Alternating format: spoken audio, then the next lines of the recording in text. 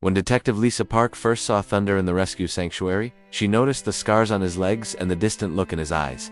This horse had seen things, experienced trauma that went beyond normal police work. Little did she know, Thunder was carrying the secret to solving a murder that had haunted the department for over a decade. The rain drummed against the windows of the riverside animal sanctuary like an endless percussion of sorrow. Detective Lisa Park walked slowly between the weathered wooden stalls, her footsteps echoing in the cavernous barn.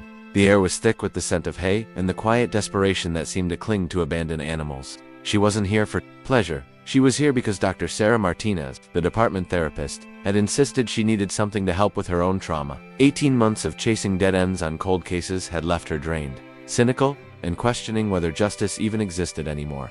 "You can't keep carrying this weight alone, Lisa," Dr. Martinez had said during their last session. "Find something that reminds you why you became a cop in the first place. Sometimes healing comes from helping something else heal." Thunder stood in the far corner of his stall, a massive bay horse with intelligent brown eyes that seemed to hold decades of secrets. His coat was dull despite the sanctuary's care, and his head hung low as if the weight of invisible memories pressed down on him. The sanctuary owner, Margaret Williams, approached quietly beside Lisa, her worn boots making soft sounds against the concrete floor. "He's been here 3 years, Margaret said softly, her voice filled with the particular sympathy that comes from working with broken creatures. "Found him wandering Highway 9 during that terrible storm in March 2021, half-starved with old saddle sores and those scars on his legs. No microchip, no identification, no one ever came looking for him. The vet said he'd been a working horse, probably police or military, judging by his training responses and the way he reacts to uniforms." Lisa studied Thunder more closely, her detective instincts automatically cataloging details. Despite his obvious neglect and emotional withdrawal, there was something regal about his posture. Something that suggested he had once been important, valued, loved. His shoulders were broad and strong, built for carrying weight and responsibility. When their eyes met across the stall, she felt an unexpected jolt of recognition. Not that she knew this horse, but that she understood the look in his eyes. It was the same expression she saw in her own mirror every morning, the weight of unsolved mysteries, of justice denied, of faith slowly eroding under the pressure of unanswered questions. "What happened to his previous owner?" Lisa asked, though something in her gut already knew the answer wouldn't be simple. Margaret shrugged sadly. "That's the mystery. Someone loved this horse once. You can tell by his training and the way he responds to kindness. But whoever it was, they're gone. We've posted his picture everywhere, contacted every police and military unit within 200 miles. Nothing. It's like he just appeared out of nowhere, carrying his secrets with him." Lisa felt drawn to Thunder in a way she couldn't explain. Maybe it was the therapist's advice, or maybe it was the recognition of a fellow survivor. But she found herself asking, "Can I get closer?" Margaret nodded, pulling a large keyring from her pocket. "Be careful though. He doesn't trust easily, especially men. We think something traumatic happened to him. He has panic attacks whenever he hears loud noises or sirens. Dr. Peterson, our veterinarian, thinks he might have PTSD, if horses can have such a thing." Lisa stepped inside slowly, her hands visible and empty, using the same calm approach she'd learned for dealing with traumatized witnesses. Thunder's ears flicked forward, alert but not afraid. As she approached, she noticed more details that the casual observer might miss. A long scar across his right shoulder, faded but still visible, suggesting a serious injury that had healed without proper veterinary care. Marks around his legs that looked like they came from being tangled in barbed wire and something else. A small brand on his left flank, partially obscured by his dark coat and the angle of the stall. "Margaret," Lisa called softly, not taking her eyes off Thunder. "Come look at this." Margaret peered over the stall door as Lisa gently parted Thunder's hair to reveal the brand more clearly. It was faded and partially healed over, but unmistakable. To someone who knew what to look for, RPD Riverside Police Department. Lisa's heart skipped a beat, and she felt the familiar surge of adrenaline that came with discovering a crucial piece of evidence. She pulled out her phone with trembling fingers and quickly dialed her partner, Detective Mike Rodriguez. "Mike, I need you to check something in the archives right now. Any missing police horses from about 3 to 5 years ago. Check under Thunder first, but pull any equine units that went missing or were listed as Kia." "Lisa, where are you? Why do you need just do it?" "Mike, I think I might have found something important." While she waited, Lisa remained in the stall with Thunder, speaking to him in the low, soothing tones she'd learned worked with trauma victims. The horse seemed to respond to her voice, stepping closer until his massive head was just inches from her shoulder. She could feel his warm breath against her neck, and noticed how his breathing gradually slowed and deepened as she spoke. "You were somebody important, weren't you, boy?" she whispered, gently stroking his neck. The muscle beneath her hand was still strong, though she could feel the ridge of another old scar. "What happened to you? Where's your partner? Where's the person who loved you?" Thunder's response was subtle but unmistakable. He leaned into her touch, seeking comfort in a way that spoke of long loneliness. Margaret watched from outside the stall with amazement. "I've never seen him do that," she said quietly. "He's never let anyone get that close, not even our staff members he's known for years." Lisa's phone buzzed, and Mike's voice came through with barely contained excitement. "Lisa, you're not going to believe this." Thunder was the mount for Detective Jim Crawford. He went missing the same night Crawford was killed in 2019. Case went cold after 6 months. They never found the horse or the killer. The department assumed Thunder was either dead or had been stolen and sold. Lisa's blood ran cold, and she felt Thunder tense beneath her hand, as if he could sense her sudden change in mood. Jim Crawford. She remembered the case vaguely. A respected detective with 22 years on the force, gunned down during what appeared to be a routine investigation. The case had consumed the department for months, with every detective working overtime, and following every possible lead before being reluctantly moved to cold storage. "Mike, pull everything on the Crawford case. Every file, every photo, every witness statement. I'm bringing Thunder in. You're bringing a horse to the station. Lisa, have you lost your mind? This horse was there the night Crawford died. He might be our only witness to a murder that we've never been able to solve." There was a pause. Then Mike's voice came back, more serious now. "I'll have everything ready. How long do you need?" Lisa looked at Thunder, who was watching her with those intelligent eyes, as if he understood every word of the conversation. "Give me an hour. And Mike, call Captain Williams. He's going to want to know about this." The drive back to the station was surreal. Thunder loaded into the trailer without resistance, as if he understood the importance of what was happening. Margaret had insisted on coming along, worried about the horse's psychological state and curious about the mystery that was finally beginning to unravel. "He's never left the sanctuary since we found him," she explained as they navigated through downtown traffic. "I'm not sure how he'll react to being back in a police environment. We've noticed he gets agitated around sirens and radio chatter." But as they pulled into the police station parking lot, something remarkable happened. Thunder's entire demeanor changed. His head lifted high, his ears pricked forward with alert attention. His gait became purposeful and confident. This wasn't the broken, withdrawn horse from the sanctuary. This was a police horse, reporting for duty. Detective Rodriguez was waiting in the parking lot with a thick file folder and an expression of barely contained curiosity. Other officers had gathered as word spread through the building that someone was bringing a horse to investigate a murder. Captain Williams emerged from the building, his weathered face showing a mixture of skepticism and desperate hope. "Park. This better not be some kind of breakdown," he said gruffly, but Lisa could see the way his eyes lingered on Thunder with recognition. Williams had been a sergeant when Crawford was killed, and she knew the unsolved case had haunted his rise through the ranks. "Captain, meet Thunder." Jim Crawford's partner? The effect on Captain Williams was immediate and profound. His face went pale, and he approached Thunder with the reverence reserved for fallen officers. "Jesus Christ," he whispered. "We thought he was dead. Where the hell has he been?" Lisa explained the situation while Mike spread out the Crawford case files on the hood of a patrol car. The crime scene photos, witness statements, and investigative reports painted a picture of a detective who had been close to cracking a major case when his life was cut short. Crawford was investigating reports of stolen police equipment being sold on the black market, Mike explained, pointing to various documents. He'd been working it for 3 months, mostly undercover. The night he died, he was supposed to meet an informant at the warehouse district. Lisa studied the crime scene photos while Thunder stood calmly beside her, but she noticed his ears perk up whenever she mentioned certain street names from the report. His breathing also changed when she held up photos of the warehouse district, becoming faster, more shallow, like someone experiencing anxiety. "Look at this," she said to Mike, pointing to a photograph of Crawford's patrol car. Crawford's car was found here, outside Warehouse B, but his body was discovered 3 blocks away in that vacant lot. The assumption was that he was chased and gunned down while trying to escape.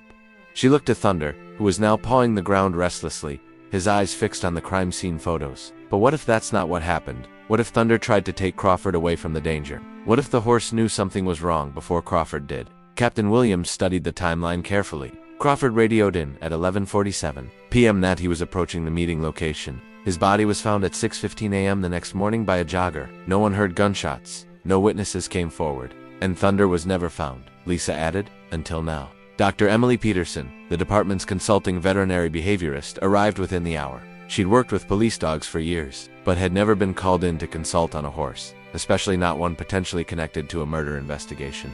His behavior suggests he's experiencing what we might call traumatic recall, Dr. Peterson explained after spending 20 minutes observing Thunder's reactions to various stimuli. When you show him those photos or mention certain locations, his stress indicators spike significantly. Elevated heart rate, rapid breathing, agitation. It's consistent with PTSD in animals who've experienced trauma. "So he remembers that night?" Lisa asked. "More than remembers, he's reliving it." The question is whether we can help him process those memories in a way that might provide useful information. Captain Williams made a decision that would either be remembered as inspired leadership or career-ending madness.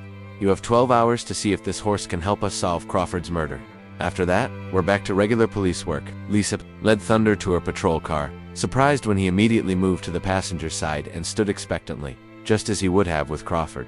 The muscle memory was still there, even after years of abandonment. He knows the routine, Margaret observed with amazement. Look how he's positioning himself. It's like he never forgot his training. With Margaret in the back seat for Thunder's emotional support, and Mike following in a second vehicle, they drove toward the warehouse district. As they approached the industrial area, Thunder's behavior changed dramatically. He began shifting. Restlessly, his breathing became rapid and shallow, and he started making low whinnying sounds that spoke of distress and recognition.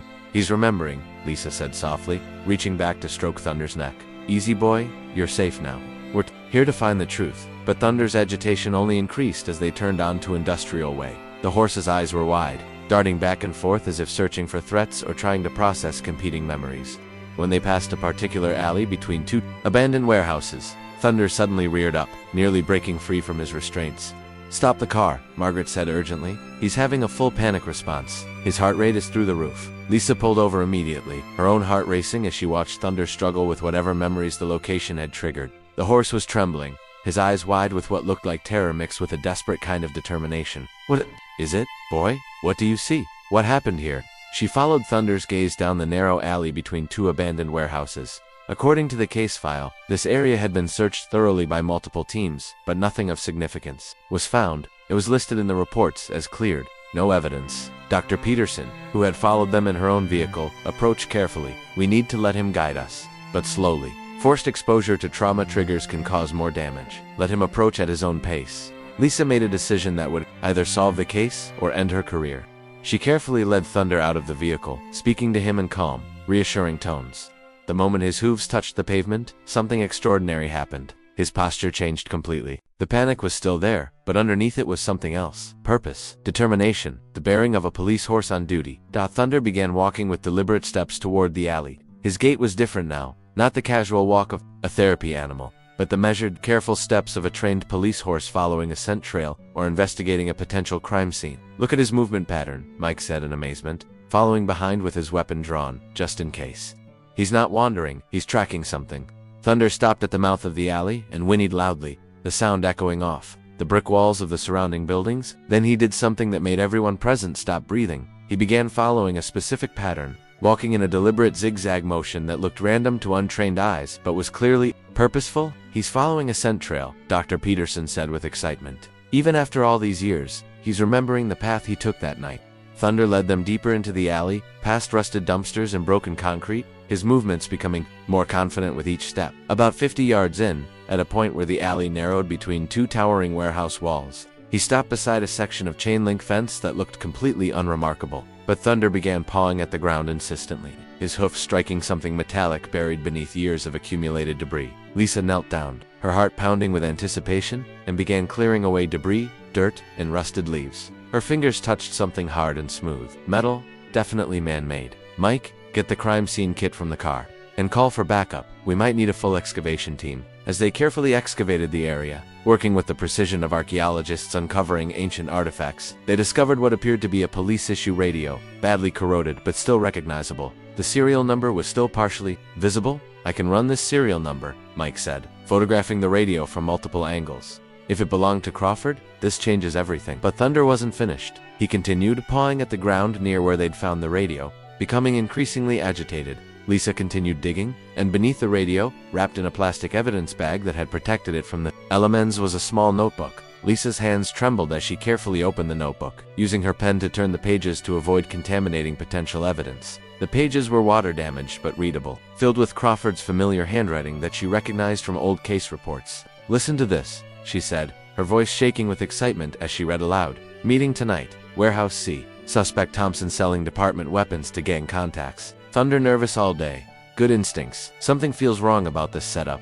The entries continued, painting a picture of a detective who had been deeper into a conspiracy than anyone had realized. Crawford had been investigating not just stolen equipment, but a network of corruption that reached into the department itself. Thompson has been watching me. Lisa continued reading. Asked too many questions about my investigation timeline. Thunder spooked when Thompson approached us yesterday. Horse never lies about people. If something happens to me, look for the evidence cache at warehouse C, basement level, behind the false wall marked with 3 red X's. Thompson has been planning this for months. He knows I'm on to him. The final entry was chilling in its prescience. Going to meeting alone. Backup compromised. Thompson will be there. Thunder senses danger, tried to refuse the trailer tonight. Smart horse. If we don't come back, make sure someone continues the investigation. The corruption goes deeper than anyone knows. Thunder stood quietly as Lisa read, but his ears remained alert, swiveling toward every sound as if he were still on guard duty, still protecting his fallen partner, Thompson. Captain Williams said grimly. Having arrived with the backup team, Officer Dale Thompson was investigated and cleared after Crawford's death. He retired with full benefits and commendation last year. Not if I can help it, Lisa replied, carefully sealing the notebook in an evidence bag. Thunder, you just solved your partner's murder. The investigation that followed moved with the speed and precision of a military operation.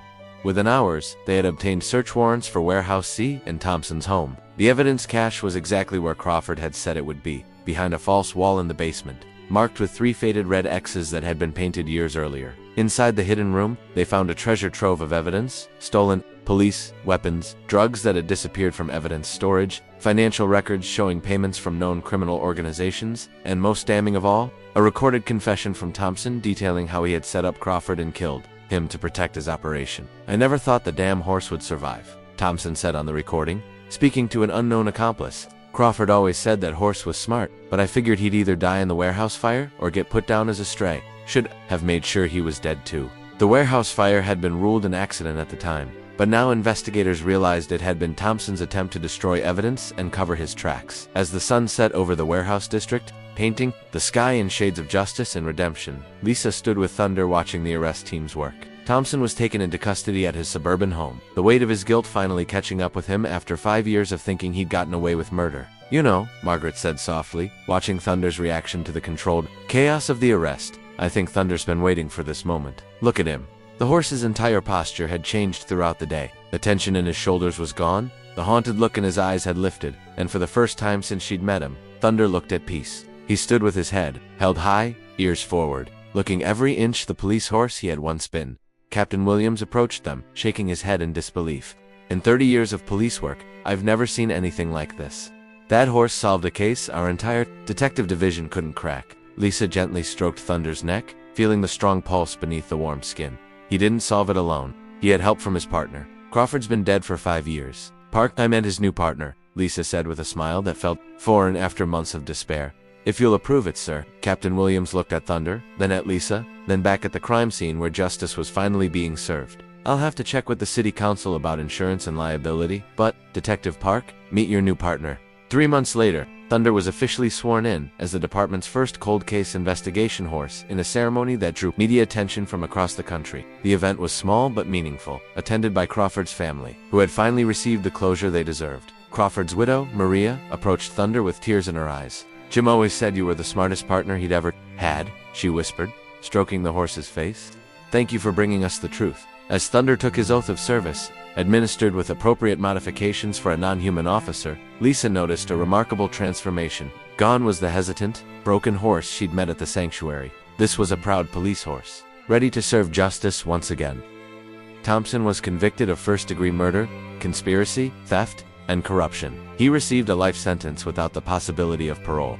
The stolen weapons cache led to the solving of 7 additional cases and the arrest of 12 more criminals in Thompson's network. But for Lisa, the real victory was watching Thunder transform from a broken, abandoned animal into a confident partner who had found his purpose again. Their bond deepened with each case. They worked together, built on mutual respect and the shared understanding that they were both survivors, who had found their way back to meaning. Every morning, as they arrived at the station, Thunder would pause. At the memorial wall where Crawford's photo hung alongside other fallen officers, it was a moment of respect, of remembrance, and of promise that no case would be forgotten as long as Thunder was on duty. You know, Lisa said to Mike one day, as they watched Thunder interact with visiting school children, demonstrating how police horses helped solve crimes. Sometimes the best witnesses are the ones who never say a word. Thunder lifted his head as if he'd heard her, and Lisa could swear she saw something like satisfaction in his wise brown eyes.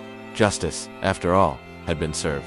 The guilty had been punished, the innocent vindicated, and a loyal partner had finally been able to complete his last mission. The bond between them was unbreakable now. forged not just through shared work, but through the understanding that they were both survivors who had found their way back to purpose. And somewhere, Lisa believed, Detective Jim Crawford was watching over them both, proud that his partner had finally come home and that justice had prevailed.